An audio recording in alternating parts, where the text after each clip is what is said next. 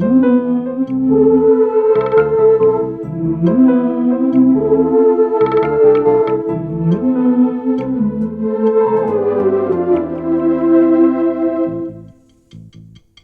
విధి విచిత్రాల నిధి,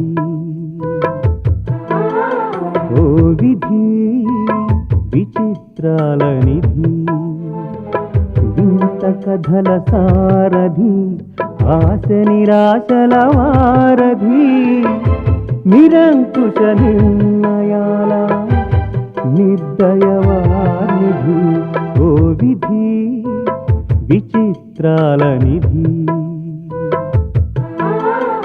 ఓ విధి విచిత్రాల నిధి.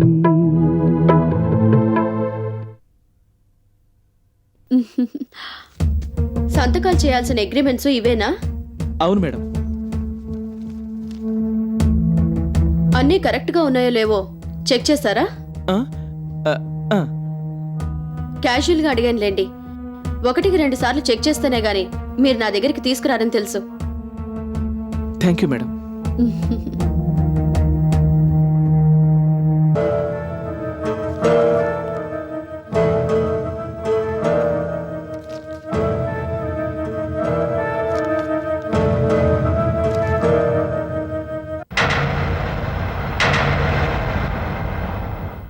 ఏమిటి మేడం ఆగిపోయారు? తప్పులేమన్నా ఉన్నాయా?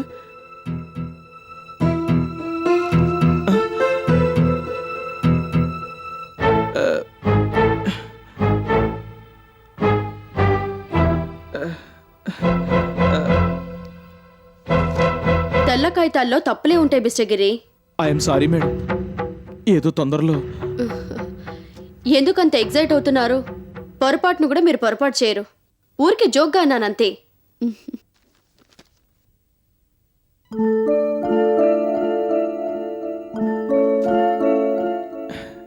నిజంగా చాలా భయపడ్డాను మేడం. భయం ఎందుకు? మీ నమ్మకాన్ని పోగొట్టుకుంటానేమోనని. నెవర్ మిస్టర్ గిరి. నిజంగా మీరు తెల్ల కాగితాల మీద సంతకాలు చేయమన్నా చేస్తాను. ఎందుకంటే మీ మీద నాకంత నమ్మకం. మొత్తం సంతకాలన్నీ చేసేసాను. ఇవి మీరు తీసుకెళ్ళొచ్చు. Thank you madam.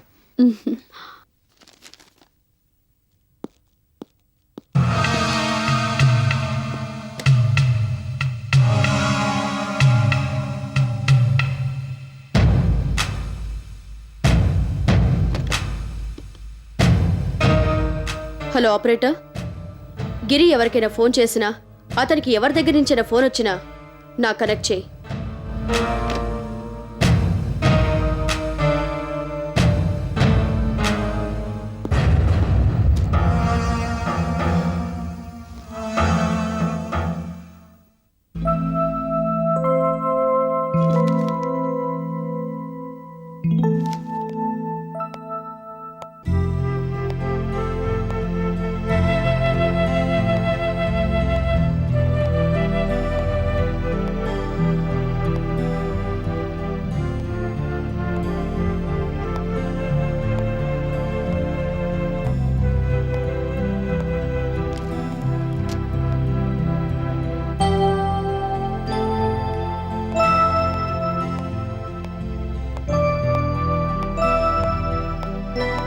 సంధ్య, వినోద్ ఆఫీస్కి వెళ్ళాడా?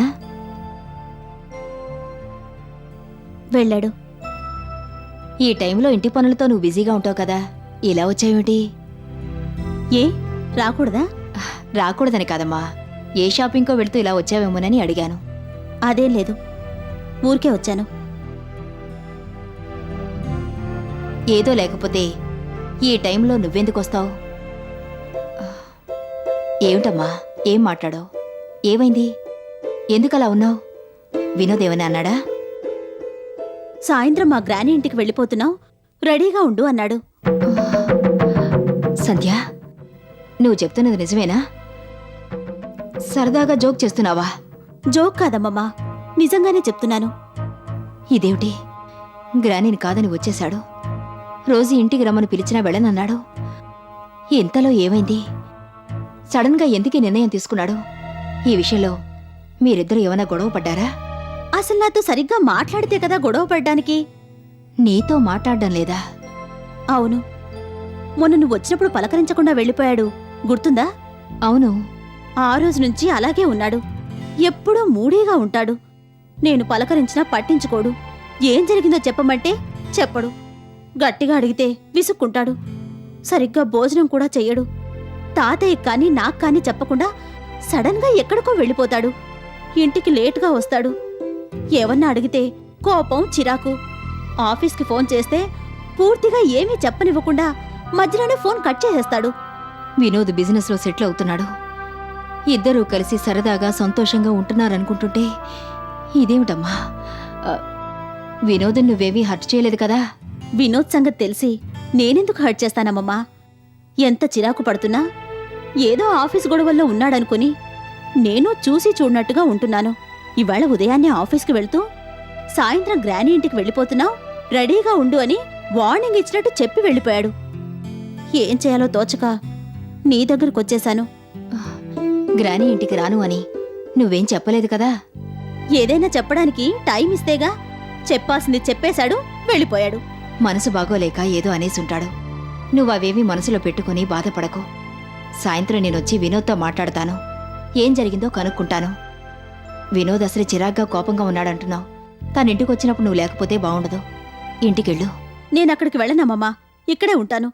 నేను కావాలనుకుంటే తానే ఇక్కడికొస్తాడు. తప్పమ్మా, అలా అనకూడదు. ఈ పంతాలు పట్టింపులే భార్యాభర్తల మధ్య దూరాన్ని పెంచుతాయి. నా మాట విని ఇంటికెళ్ళు. నేనిక్కడుండడం ఇష్టం లేకపోతే చెప్పమ్మమ్మా, వెళ్ళిపోతాను. సంధ్య, ఇవే మాటలమ్మా.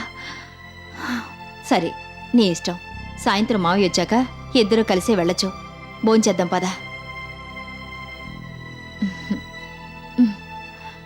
రామా.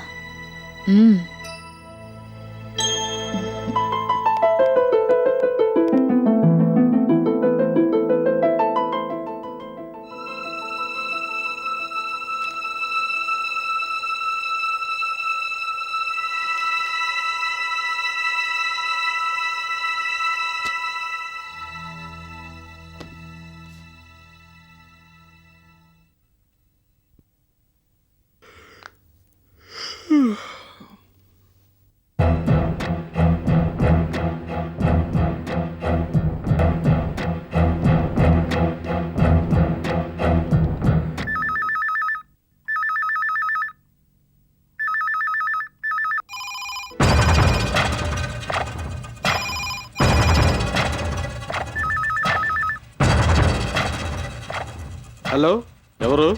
నేను గిరి నాన్న. ఇవాళ ఓ పెద్ద గండం గడిచింది. ఏమైంది? మన పాత స్టైల్లోనే రోజీ దగ్గర కొన్ని దొంగ సంతకాలు తీసుకుంటున్న టైంలో వాటిని రోజు చూసేసింది. ఆ, ఆ, తర్వాత? కంగారు పడక నాన్న. నమ్మకమనే మత్తులో ఆవిడ్ని నేను ఎప్పుడో ముంచేశాను కదా. దాంతో పొరపాటైందని తప్పించుకున్నాను. మరి రోజీ మాట్లాడలేదా? ఏం తెలియనట్టు బిహేవ్ చేసింది. రోజీ స్టైలే అది బాబు. ఏం తెలియనట్టే బిహేవ్ చేస్తుంది. మనం తేరుకునేసరికి మన బ్రతుకులు తెల్లారేటట్టు చేస్తుంది. ఇప్పుడు నువ్వు ఎక్కడి నుంచి ఫోన్ చేస్తున్నావు? ఆఫీస్ నుంచే. వట్టి ఫూల్లా ఉన్నావు. కొంపలు అంటుకుపోయినట్టు ఆఫీస్ నుంచి ఫోన్ చేయటం ఎందుకు? బయటకు చేయొచ్చు కదా. ఏం పర్వాలేదు నాన్న, లంచ్ టైం కదా, అందరూ బయటికి వెళ్ళారు. రోజీ ఎలాగూ ఇటువైపు రాదు. చూడుగిరి, రోజీని ఎప్పుడూ అండర్ ఎస్టిమేట్ చేయకు. తనని తనే నమ్మదు. ఫోన్ ట్రాప్ చేసినా చేస్తుంది. నువ్వు రవీంద్ర కొడుకు అని తెలిస్తే నీకు నాగతే పడుతుంది.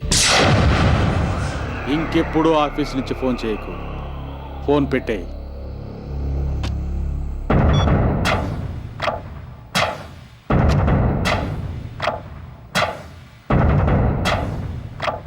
రవీంద్ర, జైలుకెళ్ళొచ్చినా నీకు బుద్ధి రాలేదన్నమాట. నీకు బదులు నీ కొడుకుని రంగంలోకి దింపుతావా? రోజీ సంగతి తెలిసినా తక్కువ అంచనా వేస్తున్నా. శిక్ష అనుభవించాల్సిందే.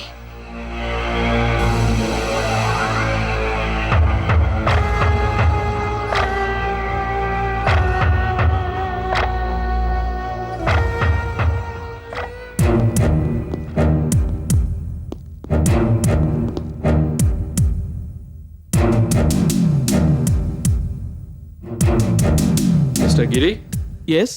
You are under arrest. What? Inspector, నేనెవరినో తెలిసే మాట్లాడుతున్నారా? Yes. నన్ను ఎందుకు అరెస్ట్ చేస్తున్నారో తెలుసుకోవచ్చా? చీటింగ్, ఫోర్జరీ నేరాల కింద మిమ్మల్ని అరెస్ట్ చేస్తున్నాం. వారెంట్ ఉందా? నీ బతుక్కి వారెంట్ కూడా కావాలా? నా మాటే వాళ్ళకి వారెంట్. మేడం, నన్ను అరెస్ట్ చేయాల్సిందేగా మిస్టర్ గిరి. నువ్వు చేసిన నమ్మక ద్రోహానికి ఇంతకన్నా సన్మానం ఇంకేం చేయగలవు? నా ఇన్ఫ్లుయెన్స్ తెలియక వారెంట్ అడిగావు.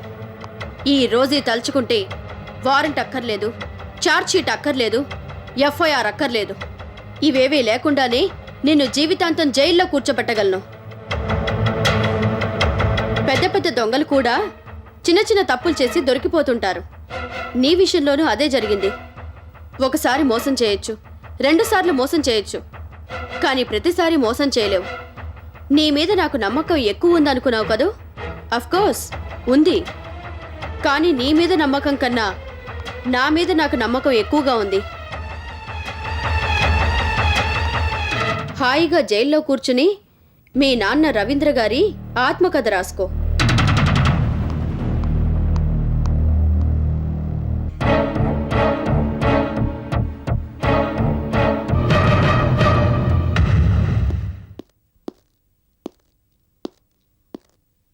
సంజా, సంజా, గ్రానీ ఇంటికి వెళ్దాం పద.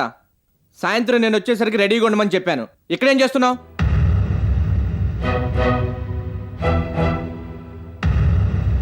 అడిగిన దానికి సమాధానం చెప్పవేం? వినోద్, ఏమిటి బాబు ఇది? ఉన్నట్టుండి ఎందుకే నిర్ణయం తీసుకున్నావు? మీకు సమాధానం చెప్పవలసిన అవసరం నాకు లేదు. సంజా, వెళ్దాం పద. ఎక్కడికి? తెలియనట్టు కొత్తగా అడుగుతావేం? గ్రానీ ఇంటికి అని చెప్పాను కదా. నేను రాను. ఏ, ఎందుకు రావు? ఒకసారి ఇల్లు వదిలొచ్చేశాక తిరిగి వెళ్ళడానికి నీకు సిగ్గు లేకపోయినా నాకుంది. సంధ్య, ఏమిటా మాటలు? నీకిష్టం ఉన్నా లేకపోయినా రావాలి. వినోద్, అసలేం జరిగింది? నువ్వెందుకు ఇలా మాట్లాడుతున్నావు? ఇది నాకు సంజయ్కి సంబంధించిన విషయం. మీరు ఇందులో జోక్యం చేసుకోవద్దు. సంజయ్, నువ్వు వస్తున్నావా లేదా? నాకు సమాధానం కావాలి. ముందు అమ్మమ్మ అడిగిన దానికి సమాధానం చెప్పు. సంజయ్, నువ్వు వస్తున్నావా లేదా? నాకు సమాధానం కావాలి. ముందు అమ్మమ్మ అడిగిన దానికి సమాధానం చెప్పు. ఏం చెప్పాలి?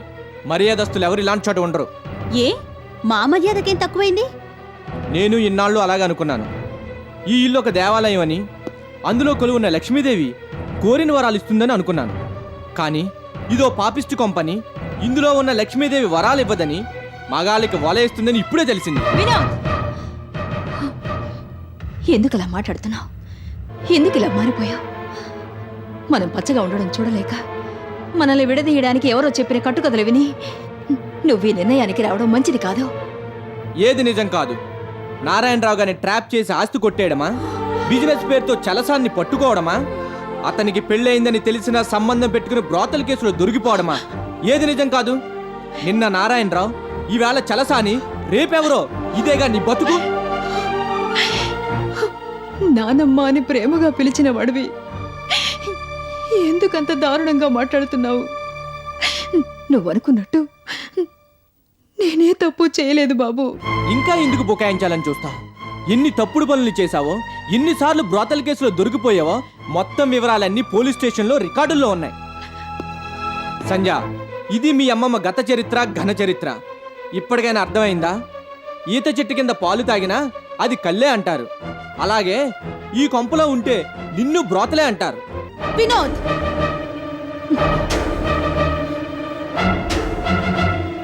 మా అమ్మమ్మ గురించి మరొక్క మాట మాట్లాడితే నేనేం చేస్తానో నాకే తెలీదు.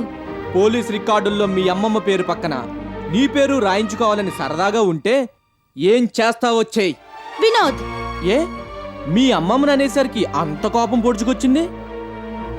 పోలీస్ రికార్డులు చెప్పినా ఇంకా మీ అమ్మమ్మ పుణ్యాత్మురాలనో పునీతురాలనో అనుకుంటున్నావా? అందరూ పొగుడుతున్నట్టు ఆవిడ గ్రేట్ బిజినెస్ ఉమ్మన్ కాదు, గొప్ప బజారు మనిషి.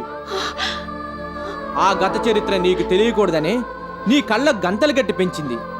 చలసాని మీద మోజుతో పెళ్లి కూడా చేసుకోకుండా ప్రియురాలుగా ఉండిపోయి గ్రానీ బతుకు నాశనం చేసింది. నన్ను ఈవిడ చేరదీయడానికి కారణం తెలుసా? నీ మీద నా మీద ఉన్న ప్రేమ కాదు, గ్రానీ మీద ఉన్న పగ. అది తెలిసే గ్రానీ నన్ను ఇంటికి రమ్మని బతిమాలింది. కానీ మీ అమ్మమ్మ మాటల మత్తులో పడి ఆవిడ్ని కాదు పొమ్మన్నాను.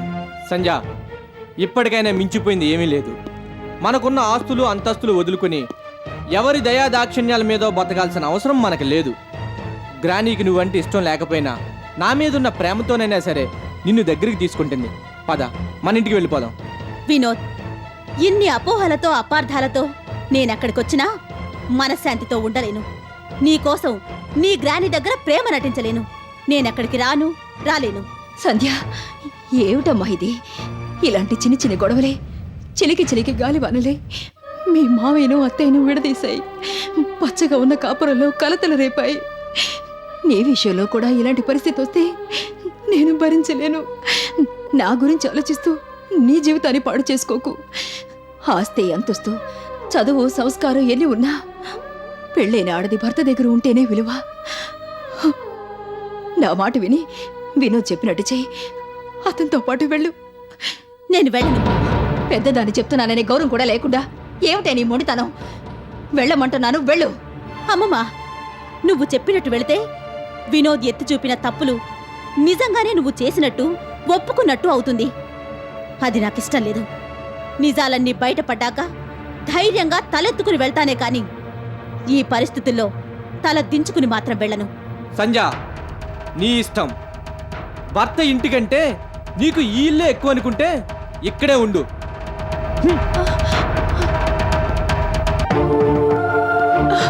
సంధ్య, అమ్మా సంధ్య, వినోద్ వెళ్ళిపోతున్నాడమ్మా.